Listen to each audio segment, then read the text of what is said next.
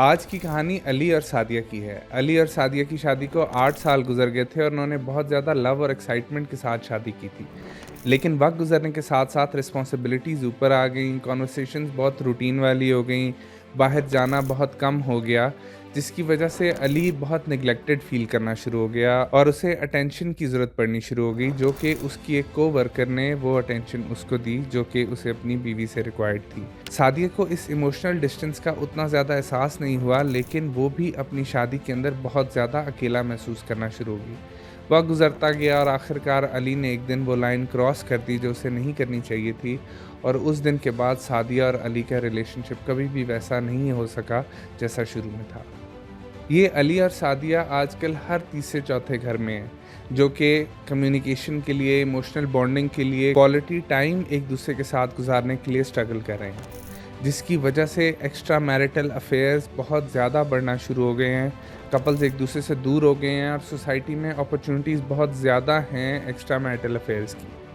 लाहौर में एक स्टडी की गई जिसमें बताया गया कि सबसे बड़ी रीज़न एक्स्ट्रा मैरिटल अफेयर्स की इमोशनल डिटैचमेंट है, जो कि कपल्स के दरमियान आजकल बहुत ज़्यादा है। फिर उसमें बताया गया कि टेक्नोलॉजी और सोशल मीडिया की वजह से आजकल सीक्रेट रिलेशनशिप्स चलाना बहुत ज़्यादा आसान हो गया है, जिसकी वजह से भी एक्स्ट्रा मैरिटल अफेयर्स बढ़ रहे हैं। उसके बाद वर्क प्लेसेस के अंदर एक्स्ट्रा मैरिटल अफेयर्स बहुत ज़्यादा हो रहे हैं, क्योंकि लोग अपने घरों से ज़्यादा अपने दफ्तरों में टाइम गुजारते हैं। तो इतना वक्त साथ गुजारते गुजारते अगर हल्का सा भी घर के अंदर वो प्यार मोहब्बत ना मिल रहा हो, तो लोग वही अटेंशन बाहर ढूंढना शुरू कर देते हैं। एक रिसर्च ये बताती है कि 60% वो औरतें जो अपने खामदों के ऊपर चीट करती हैं, वो खुद अकेलापन महसूस करती हैं, जिसकी वजह से वही अकेलापन वो बाहर ढूंढना शुरू कर देती हैं। जबकि आदमी जो है वो फिज़िकल अट्रैक्शन की वजह से चीट करता है। जब कपल्स डेली रूटीन से हटकर कम्युनिकेट करना छोड़ देते हैं, तो वो एक दूसरे से इमोशनली बहुत दूर हो जाते हैं। उसके बाद फिर फोर्स्ड मैरिजेस की वजह से भी एक्स्ट्रा मैरिटल अफेयर्स बहुत ज़्यादा होते हैं। जब आप अपनी बेटी या बेटे की ज़बरदस्ती शादियां करवा देते हैं, तो फिर शादी के बाद उन्हें अपना पार्टनर पसंद नहीं होता और वो बाहर जाकर मुंह मारना शुरू कर देते हैं। एक स्टडी भी ये बताती है कि जो फोर्स्ड मैरिजेस हैं, उनमें लोगों के डबल से भी ज़्यादा चांसेस होते हैं बाहर अफेयर्स चलाने के। फिर हमारे यहाँ तो ये मुजरों का और सेक्स वर्कर्स के पास जाने का भी इतना ज़्यादा कॉन्सेप्ट शुरू हो गया है कि पाकिस्तान के अंदर 7% मैरिड मैन ऐसे हैं जिन्होंने तस्लीम किया है कि वो सेक्स वर्कर्स के पास जाते हैं, और सिर्फ उनमें से 10% ऐसे लोग हैं जो कि प्रोटेक्शन भी यूज़ करते हैं, जिसकी वजह से एक तो वो चीट भी कर रहे हैं, दूसरा वो बाहर से बीमारियाँ ले आते हैं, जो बीमारियाँ वो आगे अपने पार्टनर को भी ट्रांसफ़र कर देते हैं। और आदमी जो हैं वो मेजॉरिटी फ़िज़िकल एक्साइटमेंट की वजह से इन सेक्स वर्कर्स के पास जा रहे होते हैं, और इस तरह की चीज़ों को हमारे माशरे में आजकल बुरा भी नहीं समझा जाता। इवन बहुत सारी जगहों पर तो मुजरों का और प्रॉस्टिट्यूट्स को बुलाने का ये एक बड़ा कल्चरल पार्ट बन गया कि जी शादियों पे तो मुजरा कराना ही है या फ़लाने टाइम तो ये होना ही है, और औरतें भी ओके होती हैं कि ठीक है। और बहुत सारी औरतें तो ये भी कहती हैं कि बस बाहर जो करना है वो करते रहो, घर ना लेके आना किसी को। यहाँ तक हमारा टॉलरेंस इंक्रीज़ हो गया है चीटिंग को लेके, क्योंकि बहुत सारे केसेस में इसको चीटिंग समझा ही नहीं जाता, इसको महज एंटरटेनमेंट समझा जाता है, और यही चीज़ें लीड करती हैं आगे एक्स्ट्रा मैरिटल अफेयर्स को भी। अक्सर तो शादी से पहले ही ये बैचलर्स पार्टी के नाम पर भी चीज़ें स्टार्ट हो जाती हैं, जिसका होने वाली बीवी को भी पता होता है, लेकिन वो कहती है जाओ जाओ एंजॉय करो।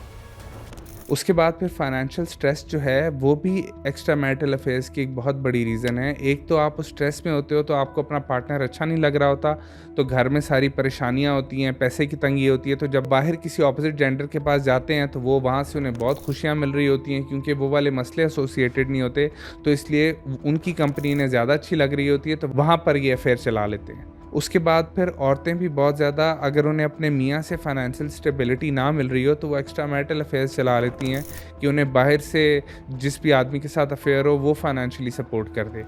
आजकल जैसे शुगर डैडीज़ का भी बहुत ज़्यादा कॉन्सेप्ट आया हुआ है, जो कि एक वेस्टर्न कॉन्सेप्ट था, लेकिन अब पाकिस्तान में भी बहुत ज़्यादा इंक्रीज़ कर गया है। उसके बाद फिर रिलीजियस वैल्यूज़ और एथिकल प्रिंसिपल्स इतने ज़्यादा नीचे आ गए हैं कि अब लोग उन चीज़ों को कंसिडर ही नहीं करते कि इस्लाम इन चीज़ों से रोकता है या कितना ज़्यादा इन चीज़ों को डिस्करेज करता है। अब सिर्फ हम अपना पर्सनल मज़ा और पर्सनल खुशी देखते हैं, उसके आगे हमें कुछ नज़र नहीं आता। फिर बहुत सारे आदमी इसलिए भी चीट करते हैं कि उन्हें लगता है कि वो कभी पकड़े नहीं जा सकते, या फिर सोशली उसको इतना ज़्यादा बुरा नहीं समझा जा सकता, तो उसके कॉन्सिक्वेंसेस उतने ज़्यादा ख़राब नहीं होंगे। लेकिन अब तो ख़ैर औरतें भी घबराना छोड़ गई हैं, औरतें भी बहुत ज़्यादा एक्स्ट्रा मैरिटल अफ़ेयर्स की तरफ जाना शुरू हो गई हैं, क्योंकि वो भी कहीं न कहीं आदमी माफ़ करना शुरू हो गए हैं। फिर आदमी और औरतों के चीट करने के रीज़न्स भी डिफरेंट होते हैं। आदमी अमूमी तौर पर इमोशनल कनेक्शन के लिए नहीं बल्कि फ़िज़िकल एक्साइटमेंट के लिए चीट करते हैं। उन्हें बहुत अच्छा लगता है शादी के बाद जब वो बहुत ज़्यादा बोरिंग सी रूटीन के अंदर आ जाते हैं और उसी के बीच कोई औरत उन्हें पसंद कर लेती है तो उनके ईगो को बहुत ज़्यादा बूस्ट मिलता है, जिसकी वजह से भी मर्द एक्स्ट्रा मैरिटल अफ़ेयर्स रख लेते हैं या चीट करते हैं। फिर मर्द जो हैं वो अपॉर्चुनिटी को बहुत डिफरेंटली देखते हैं। उन्हें जैसी कोई अपॉर्चुनिटी मिलती है, ज़्यादातर मर्द उसे अवेल कर लेते हैं। जबकि औरतें जो हैं वो इमोशनल कनेक्शन के लिए चीट करती हैं। जब उनकी शादियों में उतना ज़्यादा रोमांस नहीं रहता या एप्रिसिएशन नहीं रहती, तब वो चीट करना शुरू हो जाती हैं। और बहुत सारी औरतें तो अपने खामदों की चीट करने पर उनसे बदला लेने के लिए भी चीट कर लेती हैं। अब इसमें दोनों के लिए एक बहुत ज़्यादा ज़रूरी बात है कि जब मर्द शादी करने के बाद अपनी बीवी को बिल्कुल ही छोड़ देता है, ना उसकी तारीफ़ करता है, ना उसको एहसास दिलाता है कि वो खूबसूरत है। औरत का ये एक बुनियादी नीड होती है कि उसको उसकी तारीफ़ की जाए, उसको ये बताया जाए कि वो कितनी खूबसूरत है, कितनी हसीन है, कितनी अच्छी है। लेकिन मर्द तारीफ़ करना छोड़ देता है क्योंकि वो अपनी बीवी को बहुत ज़्यादा फॉर ग्रांटेड लेना शुरू हो जाता है कि अब तो शादी होगी, अब तो इसने यहीं रहना है, ये कहाँ जाएगी। और फिर औरतें जो हैं, औरतें शादियों के बाद अपने आप को बिल्कुल छोड़ देती हैं। वो ना कोई अपने खामदों के लिए सजती-संवरती हैं, ना ही कोई पतला होने की कोशिश करती हैं। अगर मोटापा आ रहा है तो वो आ ही जा रहा है, बस वो रुक ही नहीं रहा है। उन्हें भी चाहिए कि अपने खामदों को भी अपनी तरफ अट्रैक्टेड रखने के लिए खुद के ऊपर ध्यान दें, तैयार-श्यार हों, ताकि उनके मियाँ भी बाहर की तरफ ना देख सकें या बाहर जो 2 नंबर औरतें आपके मियाँ को अपनी तरफ अट्रैक्ट करने की कोशिश कर रही हैं, वो वहाँ से बच सकें। क्योंकि ये जो एक्स्ट्रा मैरिटल अफेयर्स हैं, इनके इम्पैक्ट बहुत बुरे होते हैं, क्योंकि जो इंसान चीट करता है वो गिल्ट और एंजाइटी की वजह से अंदर ही अंदर मरता जा रहा होता है। और जिस इंसान के साथ चीटिंग हुई होती है वो धोखे और ट्रस्ट डेफिसिट की वजह से ख़त्म हो रहा होता है कि मेरे साथ क्या हो गया, वो दोबारा अपने पार्टनर के ऊपर भरोसा नहीं कर पाता। उसके बाद फिर फैमिलीज़ टूट जाती हैं। सबसे बुरा असर बच्चों के ऊपर पड़ता है कि उनका घर ख़त्म हो जाता है। उनको इतना ज़्यादा मेंटल ट्रॉमा मिलता है कि उनकी पर्सनैलिटी बिल्डिंग भी वैसी नहीं हो पाती जैसी होनी चाहिए, और वो अपनी पूरी ज़िंदगी उस ट्रॉमा का शिकार रहते हैं। अब इन अफेयर्स को रोका कैसे जाए? एक तो ये कि आप अपनी कम्युनिकेशन को बहुत ज़्यादा स्ट्रॉन्ग करें। आपका पार्टनर एक ऐसा इंसान होना चाहिए जिससे आप हर दिल की बात कर सकें, दिल खोल के उससे जो भी आपके मसले मसाइल हैं वो बात करें। अगर आपको कहीं पर लग रहा है कि आपका इमोशनली कोई डिस्टेंस आ रहा है रिलेशनशिप में, सबसे पहले उस चीज़ को एड्रेस करें। कभी कोई लड़ाई हो तो लड़ाई करके ना सोएं, ये अपना रूल बना लें। हमेशा कोई भी मसला है उसे रिजॉल्व करके सोएं। कम्युनिकेशन इज़ द की, इसको आपने कभी भी नहीं भूलना। उसके बाद फिर अगर आपको लगे कि आपका रिश्ता बहुत ज़्यादा ख़राब हो गया और इसका कोई हल नहीं निकल रहा, तो आप काउंसलिंग की तरफ जा सकते हैं। बहुत सारे अच्छे ऐसे लोग हैं जिनके पास आप काउंसलिंग के लिए जाएँ, तो वो आप दोनों को कम्युनिकेशन में हेल्प आउट करते हैं और जो भी चीज़ें आप लोगों के दरमियान डिस्टेंस पैदा कर रही होती हैं, उन्हें दूर करते हैं।